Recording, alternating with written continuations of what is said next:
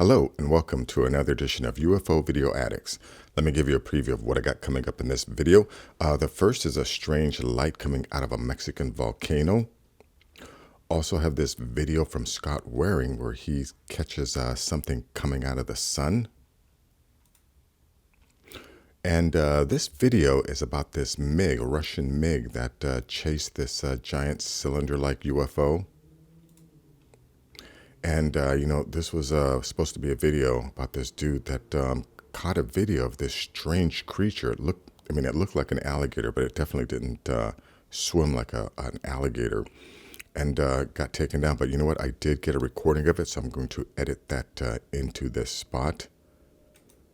Let's see. This is an excerpt of this CIA document about people who are able to astral project together and like meet up in different dimensions. And the part that I thought was interesting is here is, it's telling the people that they need to be intellectually prepared to react to possible encounters with intelligent non-corporeal energy forms when time-space boundaries are exceeded. That's pretty weird. Let's see. This is a video about Rich Hall.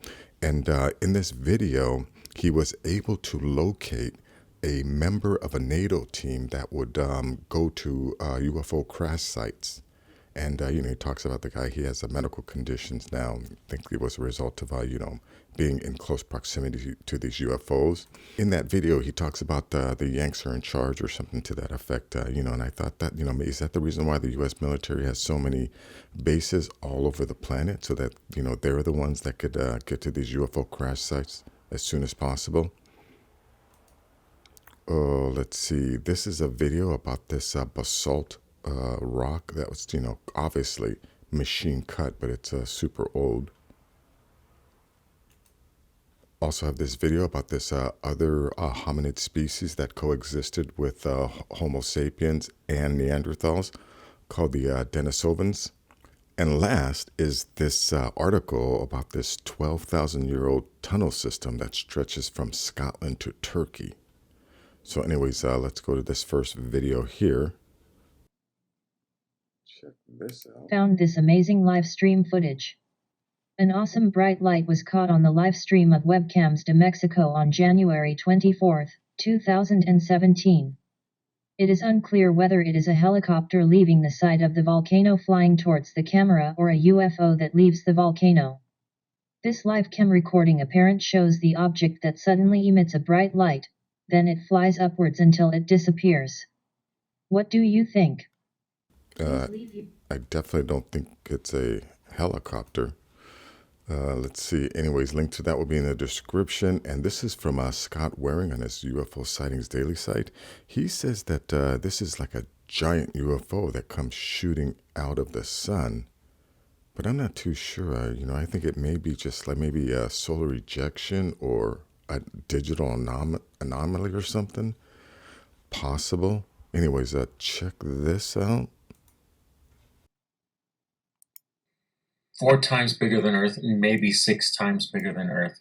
This is really huge. For NASA not to discuss any magma shooting out that's 6 times larger than Earth is unprecedented. I mean, they're not doing their job if they're really not telling us things flying out of the sun, because if this is just magma, it's more than enough to wipe out every single planet in our solar system if they were all lined up. I mean, this is insane, and it doesn't look like magma to me. It looks like a ship, a disk of some sort. But you know what? Let me play the actual video where you see it pop out. Here it goes. Right there. And that little anomaly... Yeah, see, I don't know about that, if it's a ship... Anyways, you know what? Link will be in the description. You can check it out yourself and, come to your own conclusions about that. Let's see. This video here is about this MiG that chased this cylinder-like UFO. Check this out.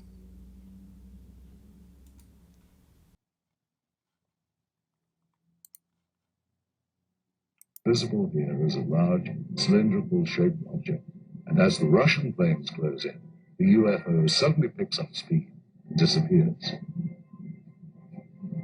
Here it is once again, You'll notice the cylinder seems to be traveling at about the same speed as the MiGs until about here.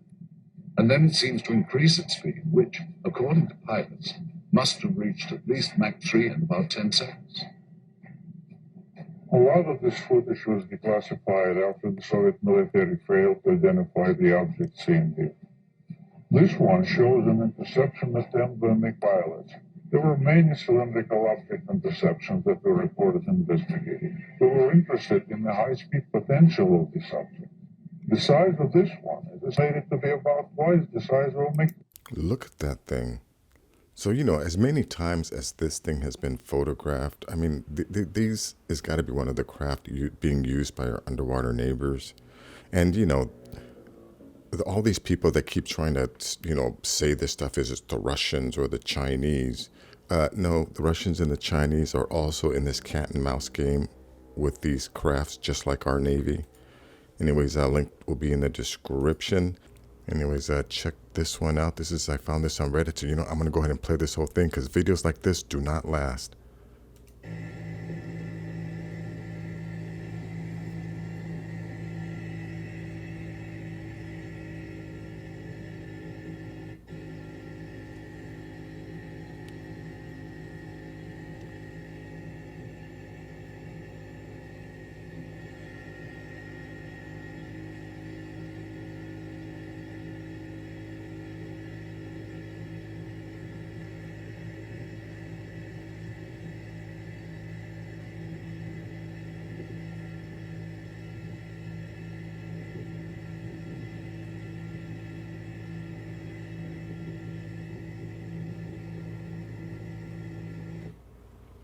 Okay, yeah, what the hell was that? What the hell was that? Let me see if I can catch that thing just as it's taking off.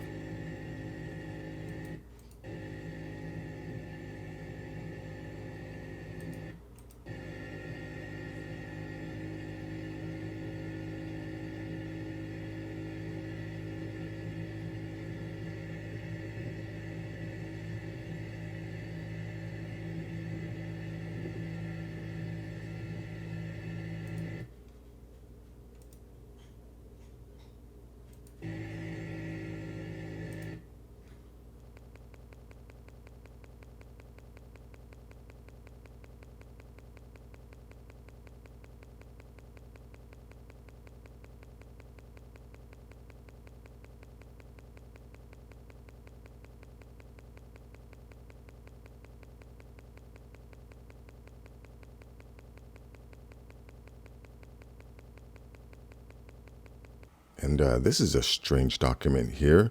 It's about some kind of project where they get people to meet in out-of-body experiences. It says, use multi-focus approach to solve problems of distortion in terrestrial information gathering trips. This approach involves the use of 3 individuals in the out-of-body state, one viewing the target object here in time-space, one viewing it at focus 15 as it slips into the immediate past, and one viewing it at focus 21 as it aligns with the immediate future. Debrief all 3 and compare data gathering from the 3 points of view. If care is taken to ensure that the 3 all go out of body together in the same environment, their consciousness energy systems should resonate in sympathetic oscillation. They can tune in to the same target on different planes, dimensions with greater effectiveness. Now, this is the line that's kind of weird. Be intellectually prepared to react to possible encounters with intelligent non-corporeal energy forms when time-space boundaries are exceeded. Like, what kind of trip were these people going on? Anyways, link to that will be in the description. You can read the rest of it. Let's see. This is from Rich Hall, where he finally locates a member of a NATO team that went to UFO crash sites. But check out what he says here. So the condition that he's in now, if he had 2 crutches, is quite possibly down to the work that he was doing in his Find and Secure unit to cover up UFO cases, and in particular mutilated human beings. I also said that I was aware of the photographs that have been handed to Tony Dodd 11 photographs, I said, of 2 mutilated corpses up on Brecon. He didn't flinch. He knew exactly what I was talking about. And when I mentioned UFOs, he didn't flinch. He knew what I was talking about. But he said to me, look, you can't keep coming to the house.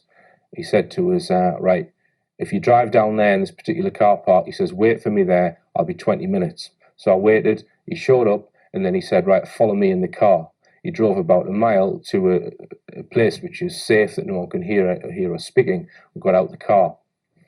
He then checked to make sure that I didn't have any recording devices on me, and I turned my pockets inside out and showed him that my camera was in the car. I said, is it okay if I take some notes? So I had a piece of paper and a pencil. He says, that's fine. So he spoke to me. This man said that he was in a black ops unit that was controlled by the Yanks. That's what he said. And he said that when he volunteered for this in the 1980s, he didn't know what he was getting himself into. He said that we didn't know what we were volunteering for. But once we'd volunteered, we had no choice but to stick with it. You're in for life. And he said that if they find out that people like him speak about what their operations, he wouldn't be here and his family wouldn't be here. He was implying that his life is at risk and his family's if he was to speak about what he knows about. Anyways, that's all I want to play with that. Link will be in the description. Definitely check out this video. Let's see. Let me go to this one. Oh, yeah. And this is a map, of all these U.S. bases all over the planet. And I just think I always thought it was weird. Like, why do all these other countries put up with that? I think it's so that the U.S. military can be anywhere on the planet whenever they detect a crashed saucer. But anyways, a link to this will be in the description. This is a video that obviously shows there were advanced civilizations, in our past. I'm sure living alongside prehistoric man, just like today. We're an advanced society, right? We're sending probes out to the edges of our solar system, while at the same time, there are uncontacted tribes in jungles, all over the planet that are still living pretty much as prehistoric people.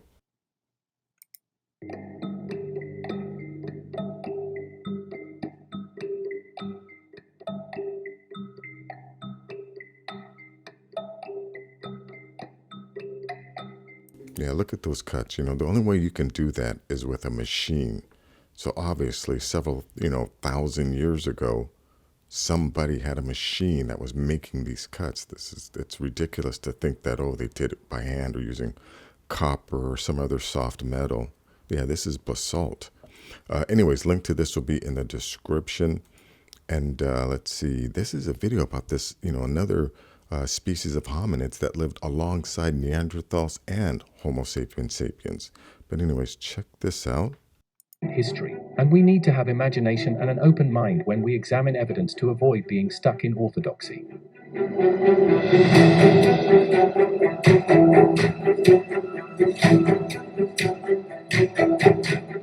50,000-year-old bracelet found in Siberia may have been crafted by an extinct species of humans known as Denisovans. But who are the Denisovans? The Denisovan are an extinct relative of modern humans that also share a common ancestor with Neanderthals. Little is known about this category of hominin, which is currently considered to be either a subspecies or a distinct species altogether. I have a question about this. If we all evolved from another species, what is the scientific name, of that species that says, Homo sapiens sapiens evolved from? Shouldn't we all know that?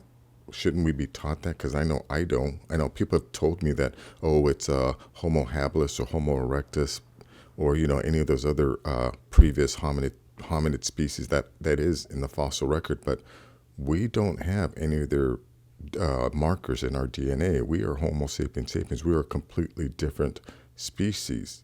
But what is the scientific name of the species that, Homo sapiens sapiens supposedly evolved from? But anyways, check out this video. And last is this article here about this 12,000-year-old massive underground tunnel that stretches from Scotland to Turkey. Mysterious tunnels have been discovered in Scotland that stretch all the way to Turkey. However, researchers are still unsure of why or how they were created. What makes them all the more mysterious is how absolutely amazing they are and how meticulously they were created. These thousands of Stone Age underground tunnels have left scientists completely perplexed. Dr. Heinrich Kusch explained in his book entitled Secrets of the Underground Door to an Ancient World that the tunnels had been dug under literally hundreds of Neolithic settlements throughout Europe.